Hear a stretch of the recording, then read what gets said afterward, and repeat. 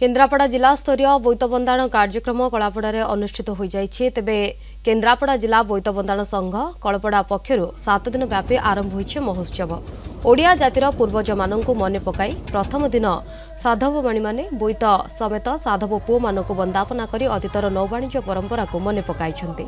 जिलापाल पाटकुरा विधायक जिला परिषद अध्यक्षा मार्साघाई ब्लॉक अध्यक्षा बोईत बंदाण कमिटी सभापति प्रमुख साधव पुओ बेशरे सजे होइथिले। आमर बोईत बंदाण उत्सव पालन होउची तापर एठी हमर ठाकुर हेजंती एठी पूजा मध्ये हम 7 दिन मीना बाजार भी बडिबा बहुत खुशी लागुची। एबे सब कम्युनिकेशन हे गलानी रास्ता घाट हे गलानी आगे नौवाहन रे सब यातायात करूथिले एवं वाणिज्य कारोबार करूथिले तो सेही परंपरा हम पूर्व पुरुष ठारू बजाय रही आछि। हमें बोईत बंदाण साहाय्य रे सेही पूर्व पुरातन हमर संस्कृति जो बजाय रखी। कलपड़ा रे नौ वाणिज्य परंपरा सहित कलपड़ा अंचल जड़ित थिला।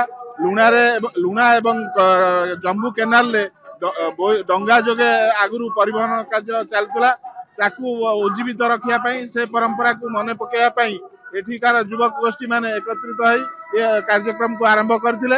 ये अंचल केवल कलपड़ा नुहे पाटकुरा महाकलपड़ा समस्त अंचल समस्त बुद्धिजीवी जनसाधारण को सहयोग ये कार्यक्रम चली।